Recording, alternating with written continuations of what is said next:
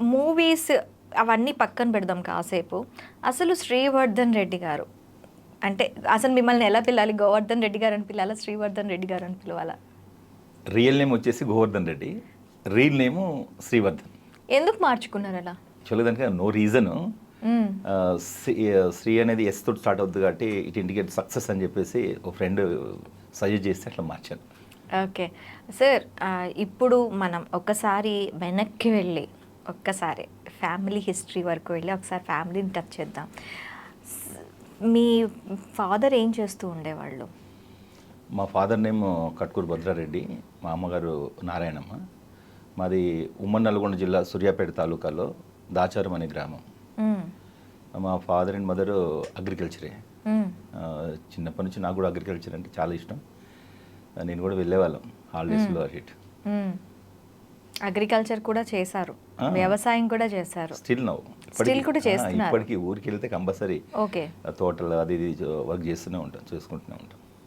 So ఒక సాధారణ రైతు కుటుంబం నుంచి ఎప్పుడు అంటే కాదు, దాదాపు 3 decades ముందే ఒక సాధారణ రైతు కుటుంబం నుంచి మీరు ఒక ఎంఎడ్ వరకు ఎదిగారు.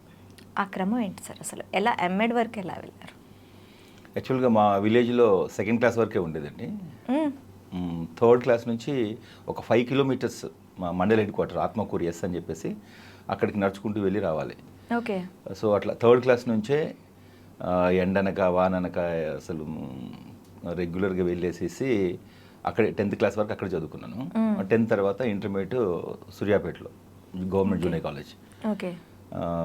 సూర్యాపేటలో ఇంటర్మీడియట్ అయిన తర్వాత ఎన్జీ కాలేజ్ నల్గొండలో BA లిటరేచర్, ఇంగ్లీష్ లిటరేచర్ చదువుతున్న క్రమంలో ఫస్ట్ ఇయర్ అకాడమిక్ ఎండింగ్లోనే నాకు టీచర్ ట్రైనింగ్ DED అంటాం, డిప్లొమా ఇన్ ఎడ్యుకేషన్. అప్పుడు మాది ఫస్ట్ బ్యాచ్ 91లో. ఓకే. సో అప్పుడు నాకు 1,10,000 పీపుల్ రాస్తే నాది 9th ర్యాంక్ వచ్చింది స్టేట్ లెవెల్లో. సో అది యాక్చువల్ నాకు అది ఇంట్రెస్ట్ లేకుండే, గ్రూప్ 1 సివిల్స్ ప్రిపేర్ అవుదామన్న ఉద్దేశం ఉంటే మా పొలిటికల్ సైన్స్ లెక్చరర్ రాజగోపాల్చారి గారని, లేదు పిచ్చోడా నీకు ఇంతమంది రాస్తే రాలేదు, నీకు వచ్చింది, ఎందుకు వదులుకుంటావు, డిగ్రీ కదా మన తర్వాత చేసుకోవచ్చు కామన్గా, వీళ్ళకంటే ముందు సెటిల్ అవుతాను నువ్వు వెళ్ళు అంటే ఇక బై ఫోర్స్గా హైదరాబాద్లో నేరేడ్మెట్లో DED చేశాను. DED నేరేడ్మెట్ అంటే ECLకి ముందు ఉంటుంది. Yes, DED college. అక్కడ అది అయిన తర్వాత హైదరాబాద్ అంటే ఆల్మోస్ట్ హైదరాబాద్ని అప్పుడే టచ్ చేశారు. యాక్చువల్గా రావడానికి కూడా ప్రేరణ సినిమానే, ఇక్కడికి హైదరాబాద్ సెలెక్ట్ చేసుకోవడానికి సినిమాని. ఎందుకంటే హైదరాబాద్కి వస్తే కొంచెం సినిమా ఫీల్డ్కి దగ్గర కావచ్చు, షూటింగ్స్ చూడవచ్చు అన్న ఉద్దేశంతో స్టేట్ 9th ర్యాంక్ కాబట్టి నాకు ఎక్కడైనా వచ్చేది, నల్గొండలో కూడా వచ్చేది. కాకుండా ఏంటంటే హైదరాబాద్లో ఉండాలి, రెగ్యులర్ సినిమాకి టచ్లో ఉండొచ్చు అన్న ఉద్దేశంతో ఇక్కడ. ఓకే. అప్పుడు అంటే మాక్సిమం ఒక 19 years క్రాస్ అయ్యి ఉంటారు అప్పటికి మీరు. అంతే. సో మీరు ఎప్పుడు పడింది ఈ మూవీకి? అంటే అంతకు ముందు నుంచి మీకు ఇంట్రెస్ట్ ఉండబట్టే హైదరాబాద్కి మూవీస్కి దగ్గరగా ఉంటాను కాబట్టి హైదరాబాద్ చూస్ చేసుకున్నానని చెప్పారు. సో ఎప్పుడు పడింది బీజం అసలు మీలో, నటన అనే బీజం? బ్లడ్లోనే ఉంది, అది తెలియకుండానే. యాక్చువల్గా మా మేనమామ లేరు, ఇప్పుడు చనిపోయారు, అప్పుడు చిన్నప్పుడే. తనకి ఈ బుర్ర కథలు, హరికథలు చెప్పేటటువంటి స్కిల్ ఉండేది అన్నట్టు. సో నాకు తెలిసిండి మా అమ్మ ఆ బ్లడ్లో నుంచే వచ్చిందేమో అనిపిస్తుంది. ప్రత్యేకంగా ఇన్స్పిరేషన్ అంటే ఊర్లలో డ్రామాస్ వేస్తుంటారు కదా, తర్వాత రకరకాల కుల వృత్తుల వాళ్ళు కూడా కొన్ని వాళ్ళు కథలు చెప్తుంటారు అన్నట్టు. అది తెలంగాణ దీంట్లోని ఒక పార్ట్ ఆఫ్ ఇది ట్రెడిషన్. ప్రతి ఒక్క కులానికి ఒక్కొక్క స్టోరీలు ఉంటాయి, వాళ్ళ కుల చరిత్ర గురించి. వాళ్ళు మనకి అవే బతుకమ్మ పాటలు, తర్వాత ఇవన్నీ వాటి తర్వాత ఇవన్నీ వచ్చాయి. సో అట్లా వాళ్ళ నుంచి నేను ఇన్స్పిరేషన్ తీసుకున్నాను నేను. అది ఎందుకో బ్రెయిన్లో ఎప్పుడు కూడా ఏదో చేయాలి దానికి సంబంధించింది అనేది ఉండేది, అంటే క్లారిటీ లేదు. ఇక్కడికి వచ్చిన తర్వాత, హైదరాబాద్ వచ్చిన తర్వాత మామూలుగా రెగ్యులర్గా సాటర్డే సండే మాకు హాలిడేస్ ఉండేవి. ఇక పాస్ ఫ్రీయే కాబట్టి హైదరాబాద్ మన జూబ్లీ హిల్స్ రోడ్లన్నీ కూడా అప్పుడప్పుడే హైదరాబాద్కి వస్తుంది ఫిల్మ్ ఇండస్ట్రీ. ఫిల్మ్ నగర్లో అక్కడక్కడ 91, 92 ఆ టైంలో. సో అట్లా రెగ్యులర్గా చూడడము అట్లా చేస్తుండేవాళ్ళం. ఆ తర్వాత ఎక్కడైనా ఆఫీసెస్ కనిపిస్తే వెళ్ళడము, ఇది ఏం ఆఫీస్ అని ఎంక్వైరీ చేయడం అనేది ఎందుకు వచ్చిండం నాకు అది ఉండేది అన్నట్టు. ఆ విధంగా ఒకసారి నాంపల్లి తెలుగు యూనివర్సిటీకి వచ్చి అక్కడ దిగి ఇది యూనివర్సిటీ ఉందని లోపలికి వెళ్ళాను. అప్పుడే వాళ్ళు అప్లికేషన్స్ ఇస్తున్నారు, ప్రాస్పెక్టస్. ఏ అప్లికేషన్స్ అంటే ఇట్లా కోర్సులు ఉన్నాయి, డిగ్రీ కోర్సులు, దానికోసం అంటే ఒకటి ఒక ఫైవ్ రూపీస్ పే చేసి తీసుకున్నాను. అందులో నటనా కళ అని ఉంది. అరే ఇదేదో మనకు పనికొచ్చేలాగా ఉంది అని చెప్పేసి అప్లై చేసేసా. చేసిన తర్వాత ఒక 1.5 month తర్వాత ఇంటిమేషన్ వచ్చింది. వచ్చి ఇంటర్వ్యూ అటెండ్ చేస్తే దాదాపు ఒక 400 మెంబర్స్, యాక్చువల్ ఉన్న సీట్లు 20 దాంట్లో. ఓకే. 400 మెంబర్స్ అటెండ్ చేశారు దాన్ని. అప్పటి వరకు ఏం చేయాలో కూడా తెలియదు. ఏదో చిన్నప్పుడు చేసినటువంటి చిన్న చిన్న స్కిట్స్ ఏవైతే ఉన్నాయో అవి ఒకసారి మెమరీ చేసుకొని అంటే ఓకే, అది ఆ పక్కన పెడతాం కొంచెం. చిన్నప్పుడు ఎలాంటి స్కిట్స్ చేసేవాళ్ళు? చిన్నప్పుడు మాకు లింగారెడ్డి సార్ అని ఉండేవాడు. తను ఏంటంటే క్లాస్లో తెలుగులో ఉన్నటువంటి పాటల్లో నుంచే కొన్ని స్కిట్స్ ఉంటాయి. అంటే ఒక కాన్వర్జేషన్ స్కిట్స్ ఉంటాయి కదా తెలుగు ఇంగ్లీష్లో. వాటిని ఒక 2-3 యాక్టివ్ ఉన్న వాళ్ళతోటి చేయించేవాడు అన్నట్టు. ఓకే. అట్లా ఇటు లెసన్ ఒక డ్రామా లాగా చేయించేవాడు. అట్లా ఇంట్రెస్ట్ పెరిగింది. ఇంట్రెస్ట్ పెరగడం, దాంతోపాటు మనకి ఎక్కువగా మెమరబుల్గా ఉండిపోతాయి. ఆ పాఠం మర్చిపోము. నేను ఇప్పటికి కూడా యాజ్ ఏ టీచర్ కూడా నేను రెగ్యులర్ చేసే పని లాస్ట్ 28 years నుంచి.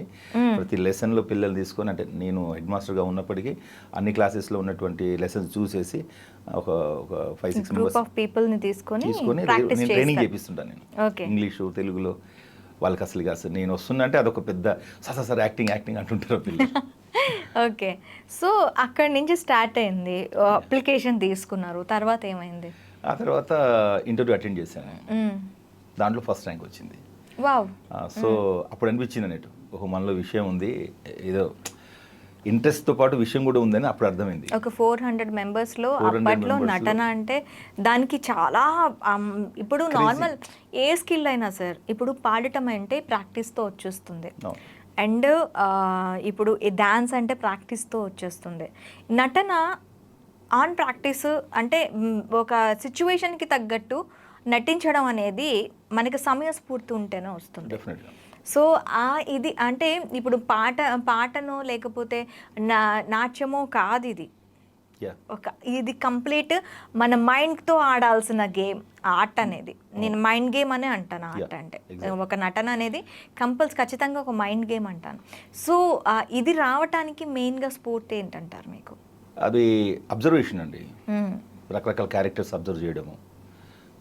నేనైతే ఎట్లా చేస్తాను, సపోజ్ ఒక సినిమా చూసినాము, ఒక క్యారెక్టర్ అక్కడ ఒకళ్ళు పర్ఫామ్ చేస్తున్నారు, ఇదే క్యారెక్టర్ నేనైతే ఎట్లా యాక్ట్ చేస్తాను.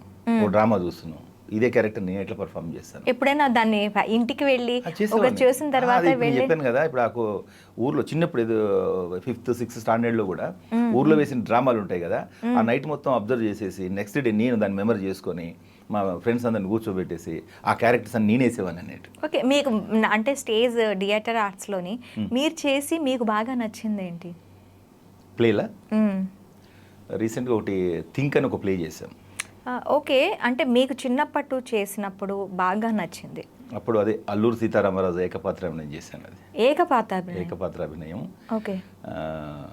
ఇటు రూదర్ఫోర్డ్ అండ్ అల్లూరు సీతారామరాజు రెండునా?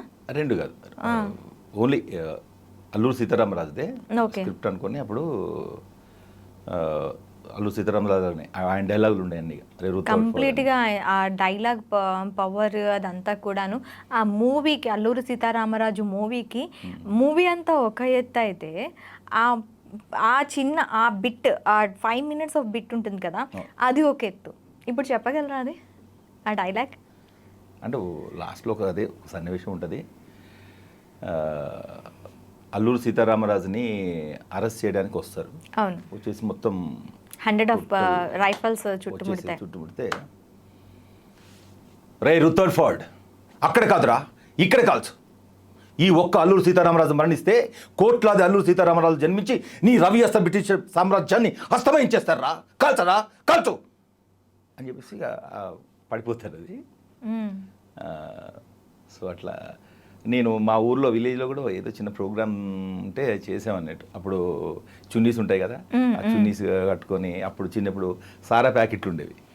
ఆ సారా ప్యాకెట్లో ఇప్పుడు వాటర్ ప్యాకెట్స్ వస్తాయి కదా, దాంట్లో కుంకుమ పోసేసేసి దానికి ఒకటి కట్టేసేసి ఇక్కడ దాంట్లో పెట్టేసేసి, ఓ ఫ్రెండ్ ఏమో బాణసంచా కొడతారని దాన్ని కొడితే శబ్దం వస్తుంది, వాడు దూరంగా ఉండి దాన్ని కొట్టగానే దాని తగ్గట్టు టైమింగ్ దీన్ని ఇట్లా వస్తే బ్లడ్ బయటకు వచ్చింది అన్నట్టు. ఓకే. అసలు మా ఊర్లందరూ అసలు అసలు నిజంగా బ్లడ్ వచ్చిందని వాళ్ళకి తెలియదు కదా, తెలియదు కదా వాళ్ళకి. అవును. ఇట్లా వచ్చేసరికి బ్లడ్ వచ్చి మీద పడింది. ఏం జరిగింది అని ఆఫీస్ స్టేజ్ మీదకి వచ్చారు అందరు. ఏం కాలేదు, ఇది ఇది ఇది ఒక acting అని యాక్టింగ్, ఇది చెప్పేసి.